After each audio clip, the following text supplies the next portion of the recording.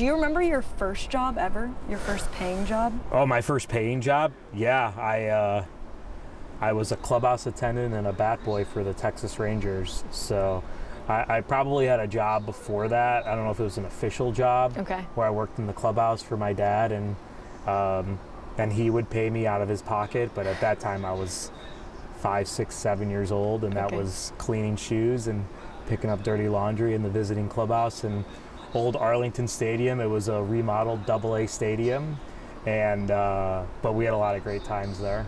What do you remember about the unpaid job or under the table job, we'll call it, or you know your first actual paying job that still applies to what you do as a GM? Oh boy. Is there anything you've kind of carried with you? Yeah, I think you see kind of, I think, the inner workings of a team, what it means to be a team, and how players react to each other, coaches, a manager with their players, and I think how important it is to try and be a cohesive unit. But being in that clubhouse was a special atmosphere, and I think it's because you're a team and it's something bigger than any one individual, and I try and bring that to the ballpark every day.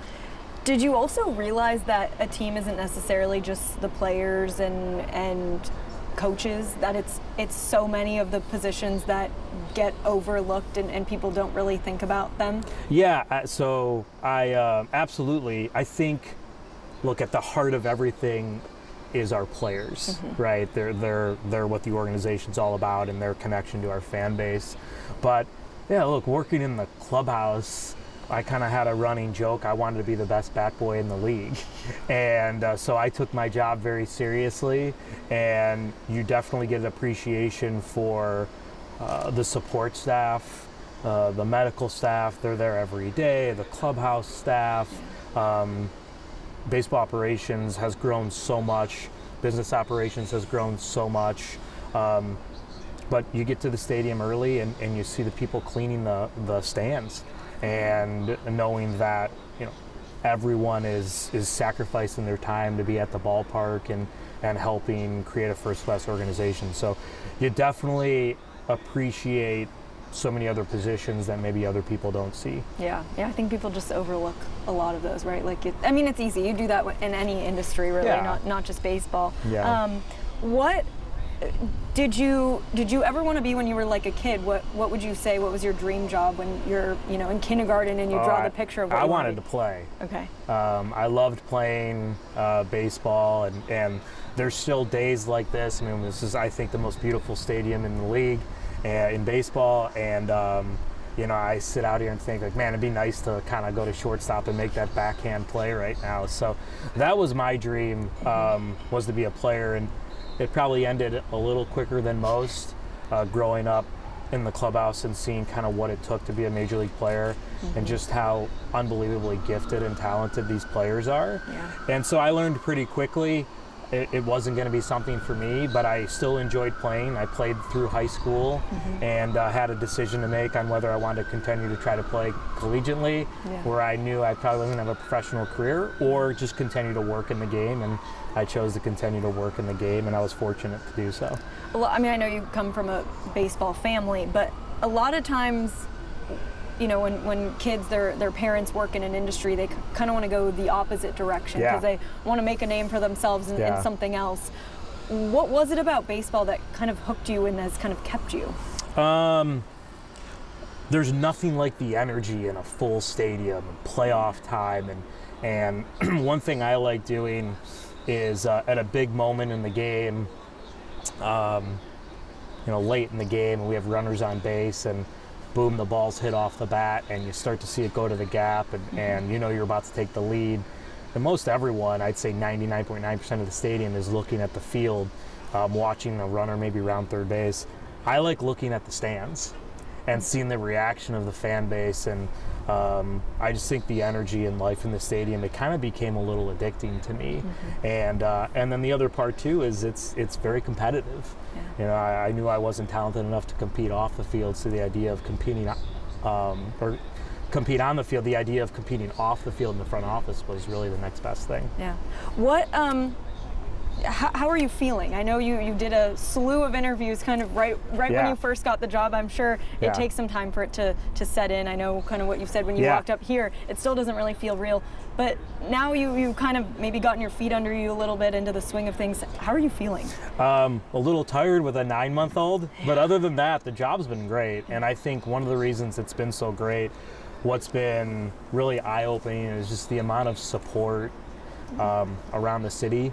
I live in North Beach. I love the city, and my wife and I like going out to dinner, whether it's Original Joe's or Tony's or different spots in North Beach, and so it's kind of funny to be recognized, but the support around the city has been awesome, and I think every day coming to the ballpark, and it's been this way even when I wasn't in this role, there's a little bit of an adrenaline burst walking into the stadium. I probably feel it even a little more now in this role. And so even when the baby has a rough night sleeping, I get some adrenaline to get me through the day. There you go. I mean, it's an empty stadium right now, but when you think about opening day, I know it's still months away and stuff like that. We have to get through spring training and a lot of other things before then. But what do you think it's going to feel like when you walk out here opening day and it's packed? It's opening day in my family has always been a holiday. Even thinking back to when I was in school, my mom would come and take me and my brothers out of school, and I remember one day I didn't get out of school because I had a math test, and I remember the teacher actually putting the game on the computer so I could go and look at the score. So it's probably going to be a bit surreal. One of the things that's been nice is I'm working with a lot of the same people that I've worked with in the past. So even though I'm in the role that I'm in, besides working in a different office, a lot of it kind of feels like business as usual. Obviously it'll be a little different opening day, but for me it's going to be much more different, probably just walking in with my son rather than walking in with a new title, because I've tried to keep everything with our front office group as similar to what we've done before. And there's a lot of great people there, a lot of people I'm comfortable with working with, and for the most part, I feel like it's stayed relatively the same.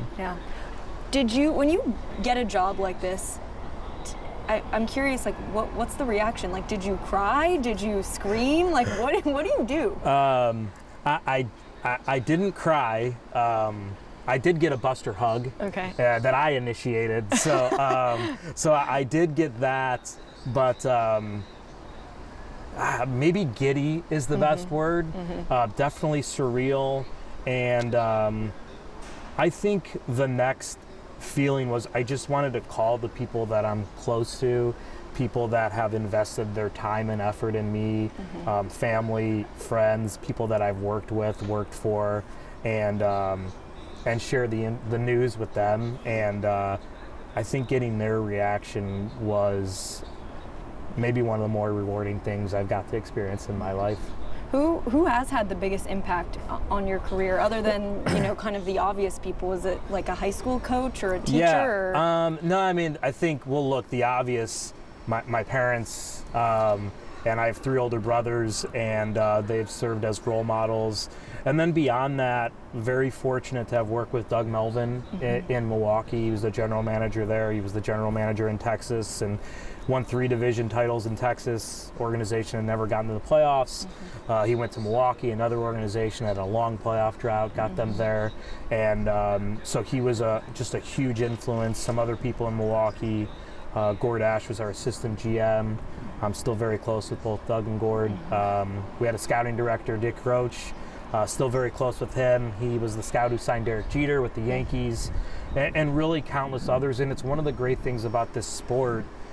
162 games, we spent a lot of time together. So there's just a lot of different influences beyond them, and I could go on, but just a lot of great people and selfless people who I have so much to thank for. There's been a bit of a maybe winning drought in the Bay Area by Bay Area standards. I grew up in San Diego, so nobody was really ever good. So not a winning drought by my standards, but by Bay Area standards. The Niners had an off year. The Warriors kind of teeter. People are hungry, thirsty for some winning. Do you feel that? And I think they look to the Giants as, oh my God, Buster Posey's back. We've signed some big names. Do you guys feel that in this front office? I definitely do. Yeah. And look, I welcome it. I want our fans. No one should have an higher expectation for what Giants baseball is about than the Giants. Yeah. And hopefully our fans have that expectation. And I think this is one of the premier franchises in all of sports. No issue being held to a high standard. Mm-hmm. And I think with Buster coming in, having won 3 World Series as a player, what he's about, what he's been able to do, not only on the field but in this community, obviously he has a high expectation. Mm-hmm. And I welcome that. I love a challenge. Mm-hmm. Really excited to be here, especially at this time with the organization where we're at, and really looking to build a winner and an organization that can sustain winning. Yeah, I have some fan questions for you. Oh yeah. Right from the people themselves. Yeah. Have you encountered? There was a huge. I mean, you know it. There was the huge narrative that nobody wants to sign with the Giants because of San Francisco. Yeah. You know it, living in North Beach. Like. Yeah. Who doesn't want this? Has that ever come up with a player in conversation that they don't want to play in San Francisco or live in San Francisco? It's come up. I think players and their families have their own considerations that go into play as far as geography. Mm-hmm. I don't know if it's necessarily anything about San Francisco in particular, mm-hmm. but we'll hear players talk about, I'd rather stay east, or I have a place in Florida, I'd like to have spring training in Florida.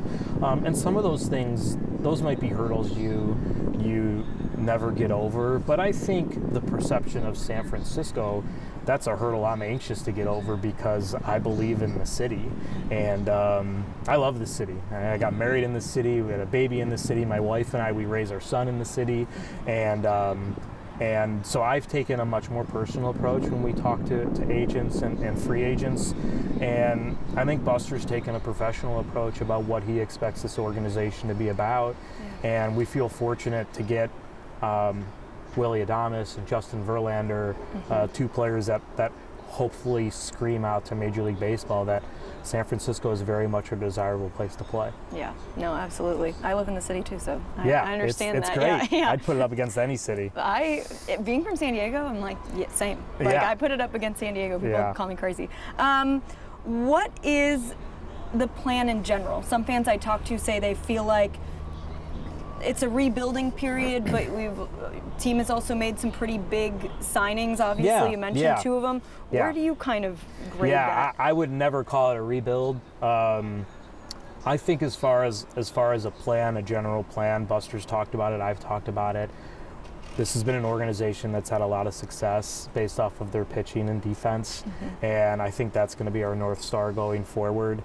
And then as far as the team on the field this year, I think we have a nice mix of veteran talent with players like Logan Webb, Matt Chapman, obviously bringing in Willy Adames, Justin Verlander, even Robbie Ray's won a Cy Young Award before, and then younger up-and-coming talent. That's Jung-Hoo Lee in center field. Ryan Walker in the bullpen had a great year. Beyond that, Tyler Fitzgerald, Elliot Ramos was an all-star. Mm-hmm. We've talked a lot about our young pitching, Kyle Harrison, Hayden Birdsong. So for myself, and I think Buster included, we're not looking to go out there and concede anything in 25. We want to be very, very competitive, and I know Buster has said he doesn't even like the word competitive. So we want to go out and win games.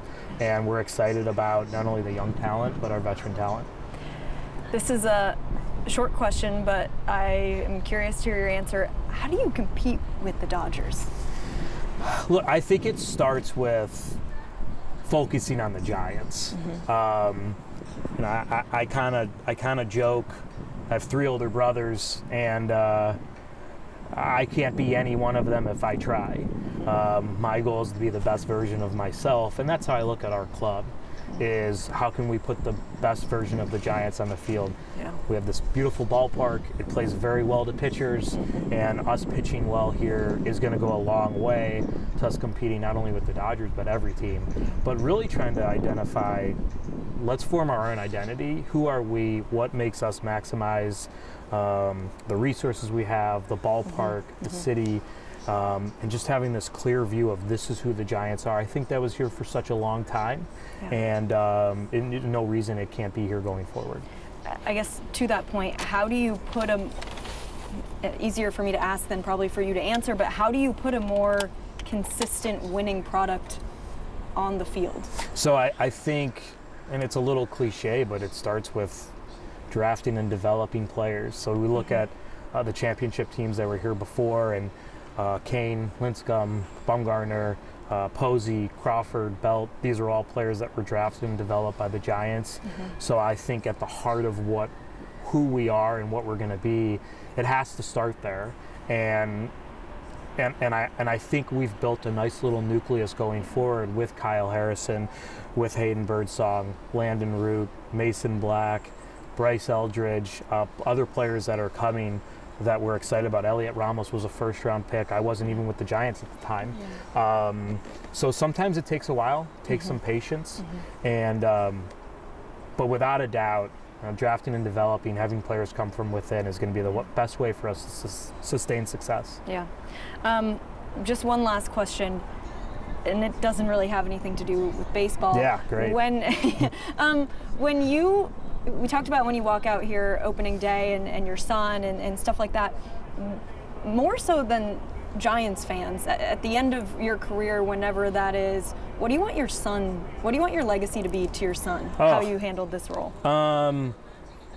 Look, I hope he doesn't care that I was in this role. I think more than anything, I hope he looks at it as my dad was someone who had a positive impact on every person he was around. And we talk about process a lot in professional sports, and look, for me, I kind of feel a personal responsibility to have a positive impact on other people.